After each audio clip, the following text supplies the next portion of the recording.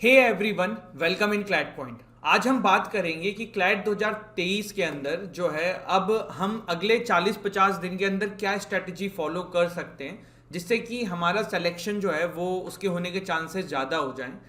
तो चलिए फिर शुरू करते हैं हमारे आज के सेशन में। Welcome in CLAT point, this is Manveen Pratap Singh. आगे बढ़े उससे पहले मैं आपको बता देता हूँ, क्लैट पॉइंट ने क्रैश कोर्स लॉन्च किया है क्लैट यूजी 2023 के लिए 13,999 रुपये में, जिसके अंदर आपको घर पे आपके 7 बुक्स आएंगी, 50+ मॉक टेस्ट होंगे, सारी क्लासेस रहेंगी, स्टडी मटेरियल आपको मिलेगा, पर्सनल मेंटरशिप मिलेगी। आप इस कोर्स में इनरोल कर सकते हैं डिस्क्रिप्शन से हमारी एप्लीकेशन डाउनलोड करके। विजेता बैच का क्रैश कोर्स आपको सर्च करना है क्लैट यूजी का, और there you can get yourself enrolled. इसके अलावा आप क्लैट के मॉक्स हमसे ले सकते हैं 2499 रुपीज़ में। There will be 50 मॉक्स and elite के मॉक्स लेना चाहें तो भी सारी जानकारी जो है आपको एप्लीकेशन में मिल जाएगी। अब देखिए आगे बढ़ते हैं, समझने की कोशिश करते हैं किस तरीके से अगले 40 से 45 दिन के अंदर आपकी स्ट्रैटेजी होनी चाहिए। देखिए सबसे पहले मैं बात करता हूँ लीगल की। लीगल का जो पैटर्न है ना आज की डेट में क्लैट का, वो आप ये नहीं कह सकते हो कि बिल्कुल आपको जो है बेसिक थ्योरीज ऑफ लीगल नहीं जानने की जरूरत है। क्लैट ऐसा लिखता है कि prior knowledge of law not needed, पर देर आर पॉसिबिलिटी की जनरल पैसेजेस भी आए, देर आर पॉसिबिलिटी की टॉर्ट, कॉन्ट्रैक्ट, आईपीसी इनके पैसेजेस भी आ जाएं। तो उसके लिए अगर आपको कॉन्ट्रैक्ट, आईपीसी, टॉर्ट इनके पैसेज आएंगे, उसके लिए आपको बेसिक थ्योरी ऑफ लीगल पता होनी चाहिए। अब वो कैसे पढ़ें? आप कोई बुक उठा सकते हैं, भरद्वाज करके आती है, या फिर आप यूट्यूब पे बहुत सारे वीडियोस देख सकते हैं, या फिर आप जिस भी कोर्स में इनरोल करेंगे वहाँ पे आपको ये बता दिया जाएगा। तो उसको करना जरूरी है। फिर उसके बाद जो लीगल का नया पैटर्न है, इस पे आपको खूब सारी प्रैक्टिस की आवश्यकता है। अगर प्रैक्टिस नहीं करोगे तो बहुत दिक्कत हो जाएगी, इसलिए प्रैक्टिस इज मस्ट। तो लीगल में ये चीज़ आपको समझनी है कि खूब सारी प्रैक्टिस आपको करनी है। बात करते हैं लॉजिकल रीजनिंग की, सीआर जिसको हम बोलते हैं, क्रिटिकल रीजनिंग बोलते हैं। तो क्रिटिकल रीजनिंग के अंदर देखो एक इशू ये रहता है, स्टूडेंट्स को लगता है कि सर हम पैसेजेस पढ़ने में बहुत टाइम लग जाता है या फिर कुछ इस तरीके की चीज़ें। तो देखो क्रिटिकल रीजनिंग के भी करने की कुछ ट्रिक्स होती हैं, टेक्निक्स होती हैं, और कुछ आपको खुद से डेवलप करनी पड़ती हैं। लेकिन बहुत प्रैक्टिस मांगता है ये सब्जेक्ट। जितना आप क्वेश्चन सॉल्व करोगे ना, आप उतने वेराइटी ऑफ तरीका समझोगे क्रिटिकल रीजनिंग को सॉल्व करने का। दूसरी चीज़ की, हाँ, रीडिंग स्पीड आपकी इसमें तेज होनी चाहिए।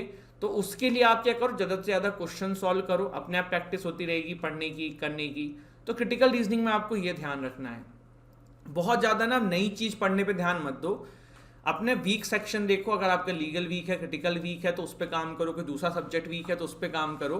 अब अगर आप ये सोचोगे ना कि मैं न्यूज़पेपर पढ़ के अपनी रीडिंग बढ़ाऊँ या नॉवल पढ़ के अपनी रीडिंग स्पीड बढ़ाऊँ, तो वो इशू है, वो नहीं हो पाएगा। तो वो ध्यान रखिए, ठीक है।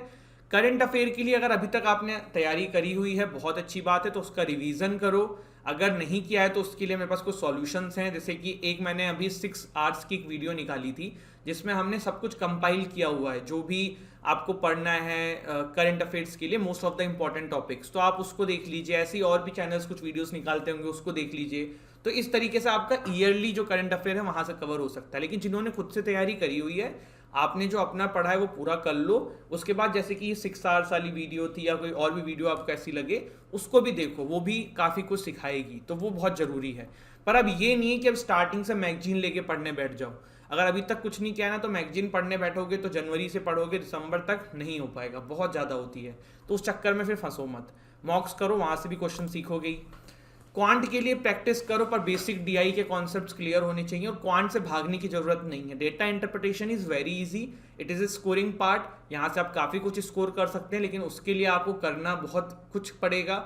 सबसे इंपॉर्टेंट चीज़, पहले basic concept of DI clear होने चाहिए, डेटा इंटरप्रिटेशन क्लियर होने चाहिए। आप यूट्यूब पे बैंकिंग की बहुत सारी वीडियोस पाएंगे क्वांट में डीआई की, तो वहाँ से आप कॉन्सेप्ट क्लियर कर सकते हैं, and then you can practise your questions. English की अगर मैं बात करूँ तो इंग्लिश के लिए भी वही सीआर वाला लॉजिक है, जितना ज़्यादा प्रैक्टिस करोगे उतना ही आपका नंबर आएगा। और ये सब चीज़ें ऐसी नहीं कि आपको पता नहीं है, ऑलरेडी आपको पता है। बट अब आपको ना 2-3 चीज़ों पर बहुत ध्यान रखना है। पहला तो जितनी नेगेटिविटी आसपास है ना, सबको अवॉइड करो, सबको इग्नोर करो। थोड़ा सा अपने आप को लिमिटेड कर लो, क्योंकि अब समय कम रह गया है। अगर आप 12th में हो तो प्रायोरिटी पे क्लैट को ले आओ, क्योंकि अगर you are serious about CLAT, अगर नहीं हो तो फिर 12th को रख लो प्रायोरिटी पे, उससे तो एडमिशन भी नहीं होना है कहीं। But if you are serious about CLAT तो फिर 12th से ऊपर थोड़ा सा क्लैट को प्रायोरिटी पे लाओ, और इस पे मेहनत करो, क्लैट के ऊपर फोकस करो, ये बहुत ज़रूरी है। इसके अलावा एक सबसे important cheese, mock is must. अभी तक शुरू नहीं किया है, हटाओ। अब करो, हफ्ते में 2 से 3 मॉक्स देने हैं तो देने हैं।